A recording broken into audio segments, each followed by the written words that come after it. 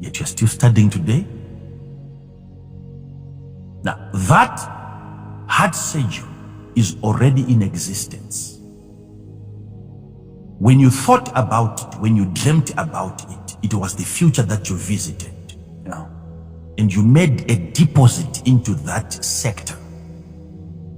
So there is a place for you in the future health sector, where you are made a participant based on your deposit into the future. So follow me now. Follow me. Maybe you want to be a man of God. Maybe you want to be a prophet. Do you know that if you were never meant, hear this. I know I'll trigger a lot of controversy around this area. Do you know that even if you were not made to be a prophet, even if the prophetic was never your destiny, and then you make a mistake of marrying the prophet's wife, that marriage will make you a prophet.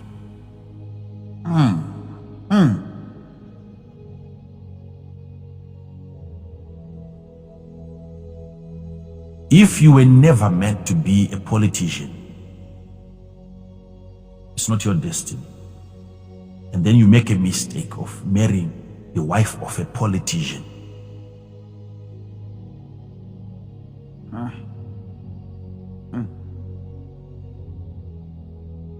that union will result in you becoming a politician. I'm saying a mistake.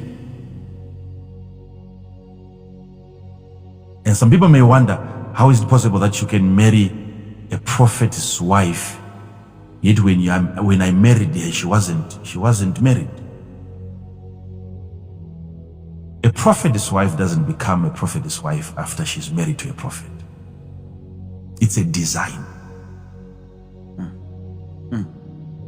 It's a program in a person.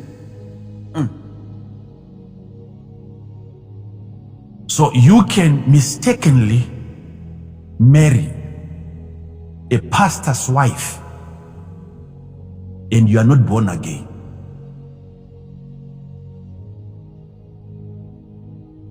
And that can make you a man of God, not a calling. Not a calling, not a calling. Hear me on this one. I'm proving to you the power that a woman in your life has in restructuring your destiny. You're not here. You are not here. I'm saying, if you were never meant to be a prophet, and then mistakenly you marry the prophet's wife, and you are not that prophet, there is energy in that woman that will drag you into that destiny. There is a program.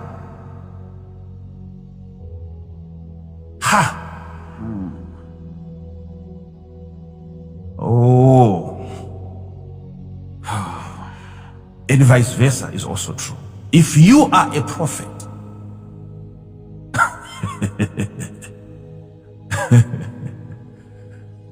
and you marry the wife of a truck driver or the wife of a politician, you being a prophet, you may find yourself in a wrong destination. Though you were born a prophet, because you need to have the prophet's wife as a prophet for you to become a prophet.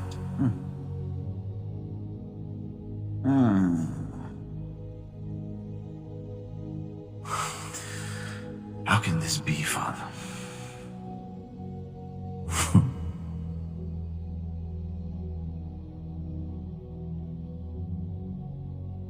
I gave an example last time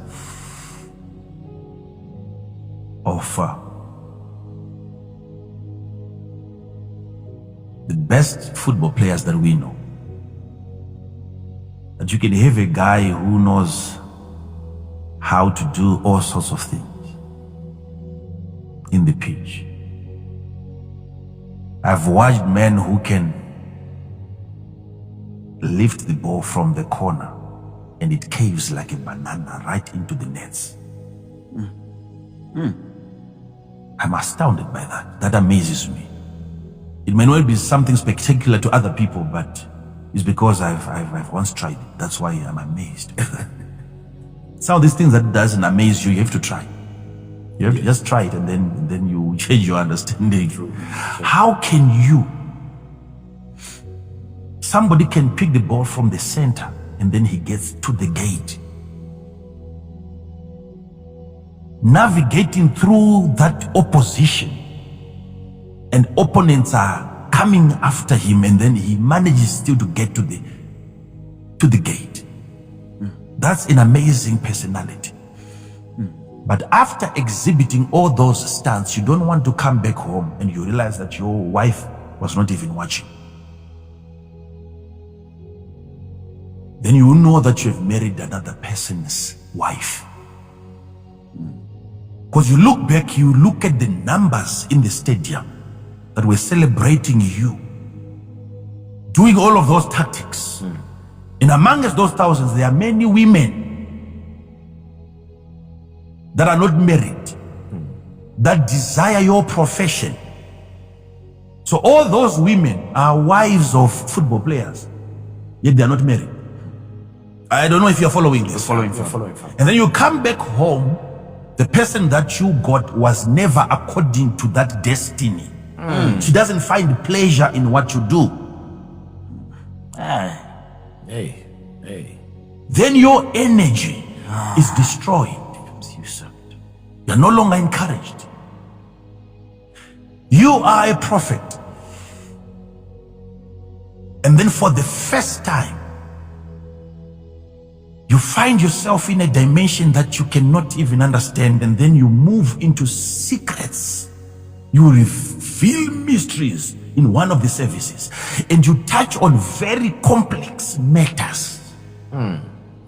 You yourself, you're wondering, how did I know?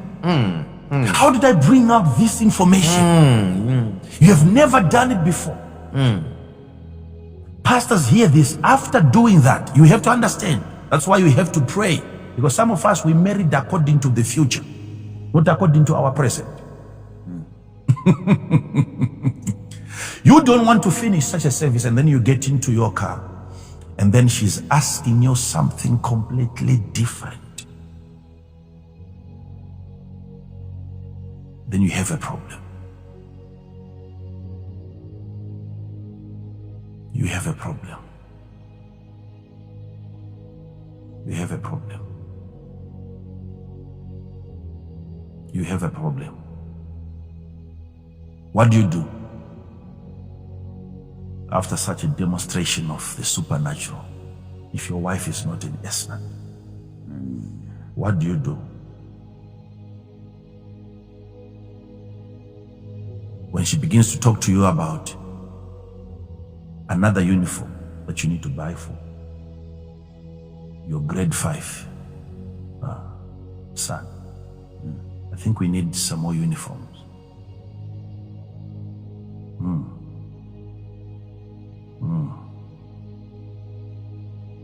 I have a meeting tomorrow. What is that? Then you realize, because you are in a state of shock. You have never seen yourself do what you've just done, and then she has never seen you do that as well. At that moment when you are driving home, if you are in a bus, sitting next to the person that you love the most, and she doesn't look at you and ask you,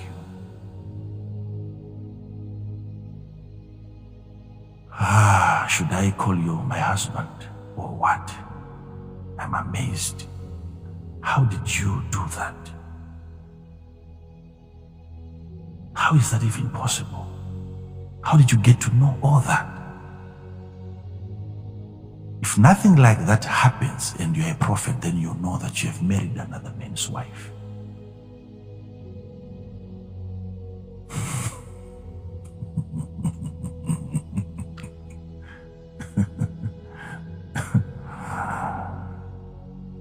Oh, you have a wrong person in your life.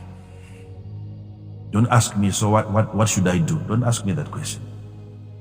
I'm just telling you that you made a serious mistake.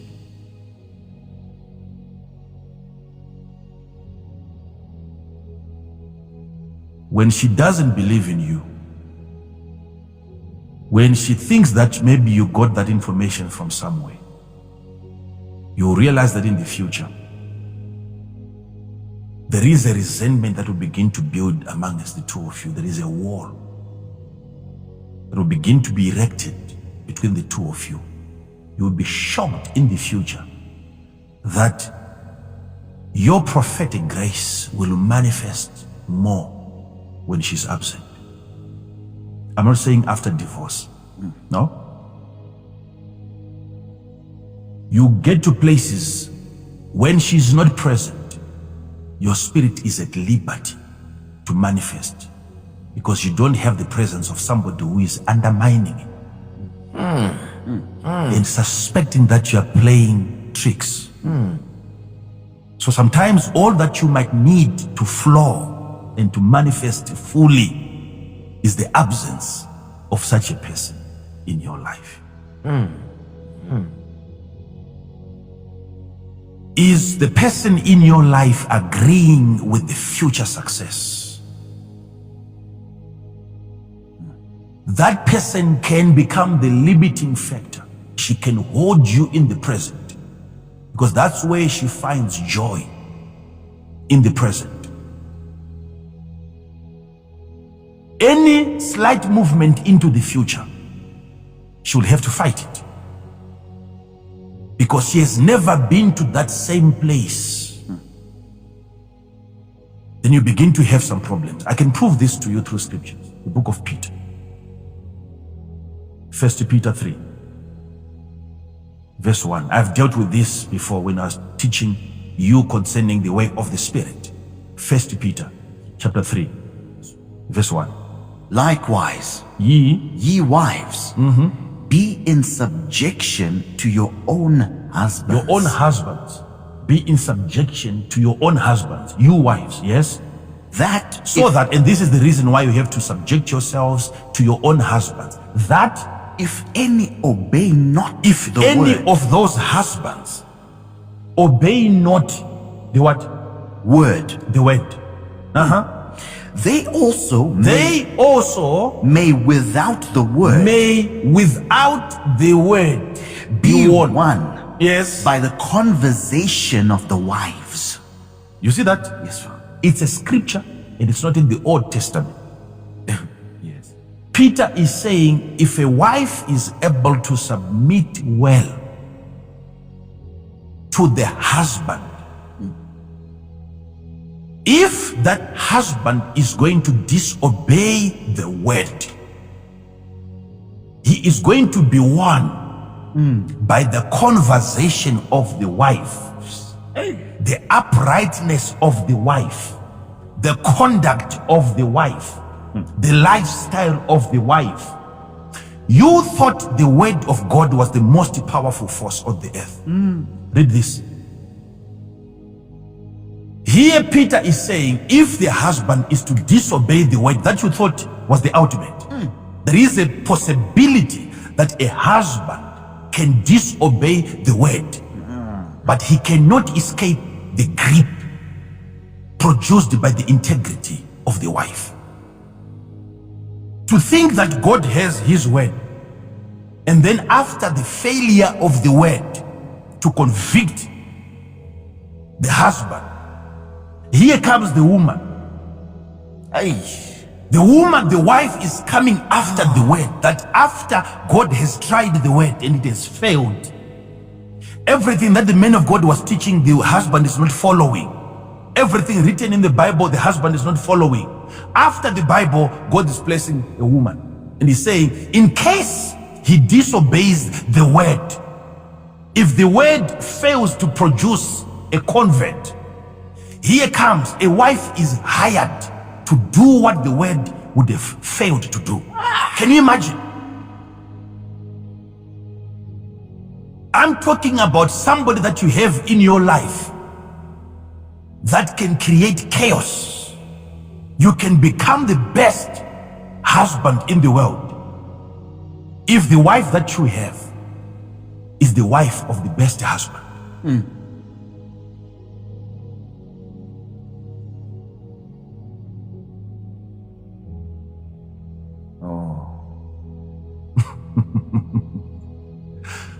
How much time does she spend talking to you about your achievement? If you're a doctor,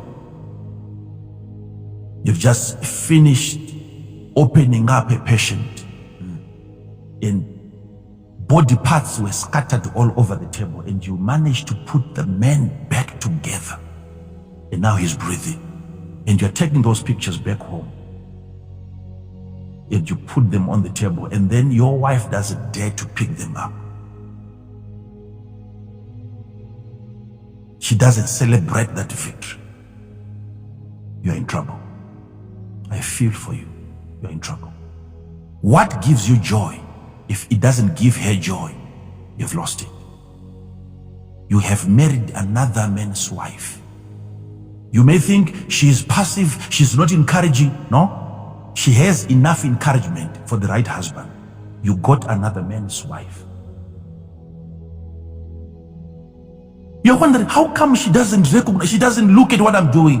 No. If you were the right husband, she was going to be looking.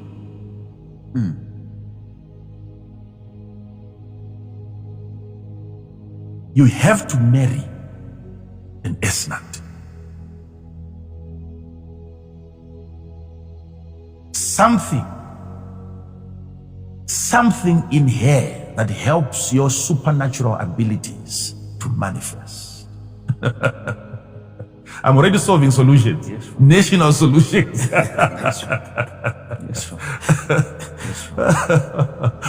Oh, it's not all about money. I'm telling you the problems that you are in right now and how those problems can be solved. You are in trouble.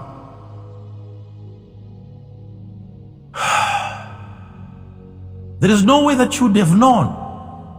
What you liked was what you had. That was what was present. You married according to your present limitations.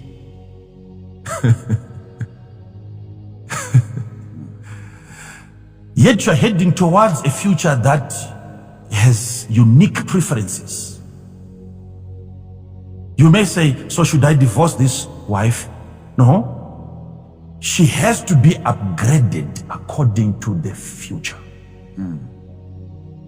She must be flexible enough to be conformed according to the oncoming future. When you go for counseling, some of you make mistakes. You think counseling is just so that you avoid divorce. That's not the ultimate purpose for counseling. Counseling is for self-development. Counseling must be for improvement. Not only to avoid divorce, but to avoid irrelevance. You are upgraded.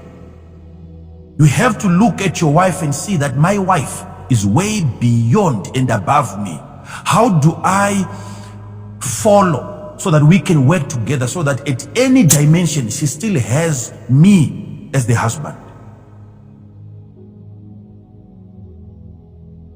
This is why you have to take this issue seriously. Seriously.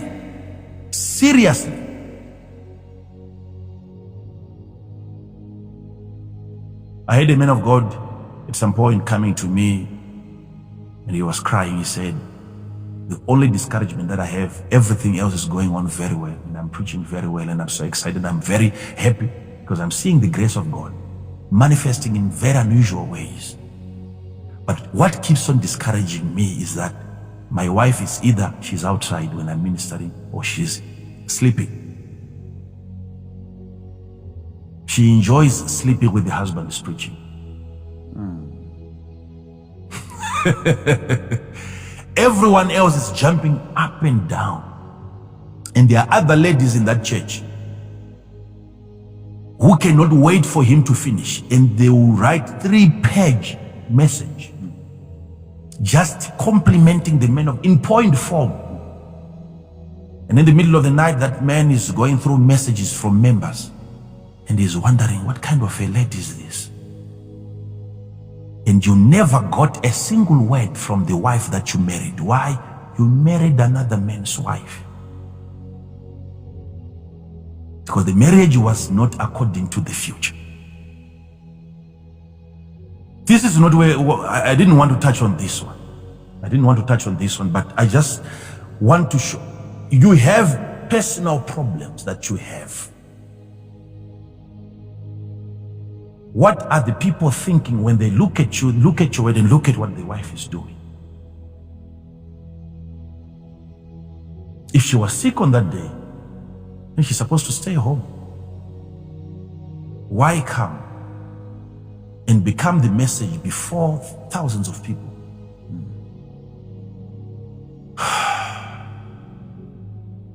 Are you not sleeping at home?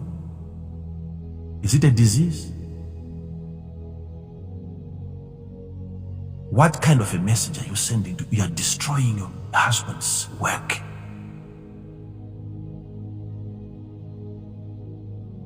Are you the handcraft? Are you that mechanization that God has placed in his life that brings the supernatural into physical realities? Are you there to complicate, or you are there to simplify? You must become the oil upon your husband. In case he's never going to be anointed, you must become that oil that lubricates his dealings. Everything might go wrong, but he can't wait to get home and get the comfort and get the encouragement from you. Why are you not trained in that area? Why is it that you don't know what to say? Only when something needs to be said. Why is it that you run out of vocabulary, you run out of words when something good is achieved? But if something goes wrong, you're the first person to notice. There is a problem with you. I'm saying, if you are not a man of God and you marry a wife of a man of God, you will eventually become a man of God by the conversation and the conduct of the wife. After the word would have failed, the communication, how your wife presents herself before you, that can produce a ministry that was never given to you by God. Wow. So I've touched only one aspect here. The problem that most people are facing.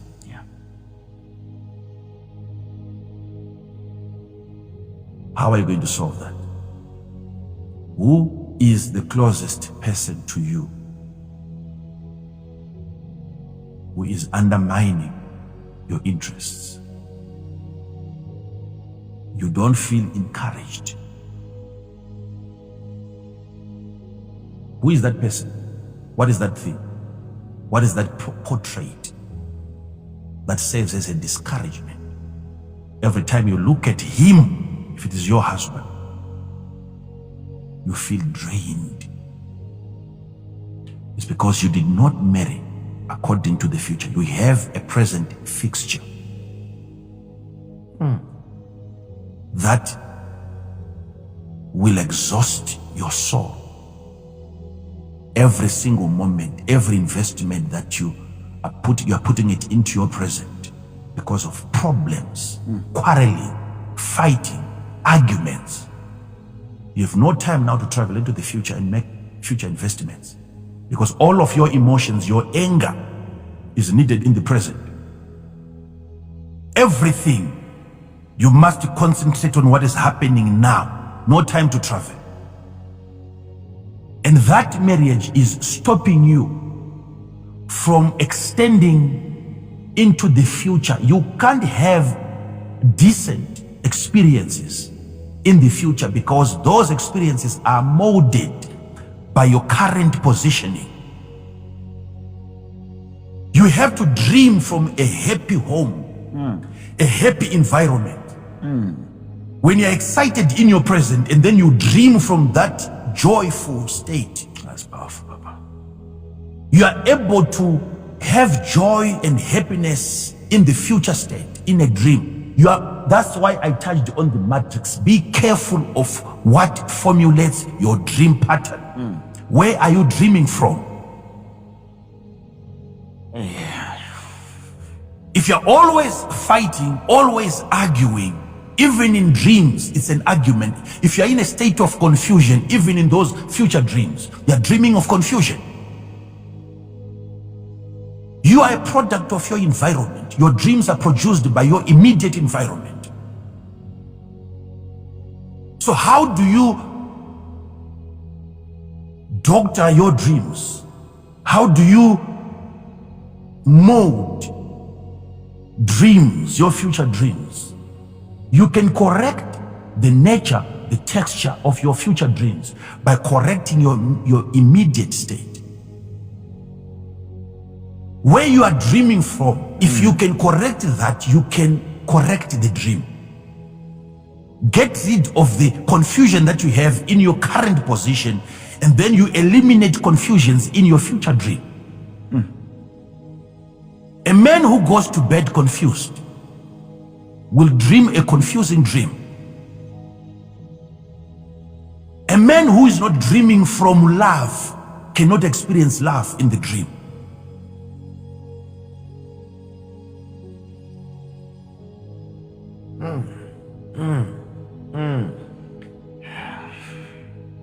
There is a place so glorious, and in that place there are treasures. And I'm teaching you on how to move into that environment. Yes, Father. Money is not in the banks, it is in a glorious state. This is why I'm training you on this supernatural journey, how to travel and extract from there. I don't want to start the subject today. I'll pick it up from here and then we can proceed. Thank you so much for having me. I think we are done for today. Thank you. Wow. Thank you so much, my Father. This morning you've taught me that indeed when one, let me say, chooses a mentor, especially when it comes to the spiritual, you have to get a spiritual father. Wow, thank you so much, my Father. That's interesting. Spiritual. That's true. The spiritual father has to be spiritual. Has to be spiritual. Thank you so much, my Father. Wow, the last part really hit me hard, and I really appreciate.